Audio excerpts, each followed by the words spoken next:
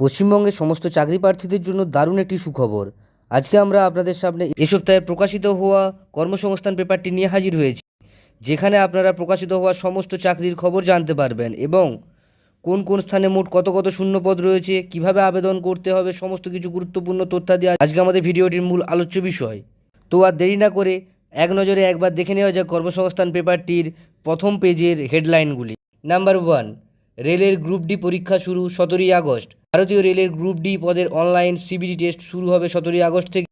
প্রতিদিন বিভিন্ন ফেজে বিভিন্ন পরীক্ষা কেন্দ্রে পরীক্ষা নেওয়া হবে। নাম্বার 2, নবোদয় বিদ্যালয়ে 1185টি শিক্ষক ও লাইব্রেরিয়ান পদে নিয়োগ করা হবে।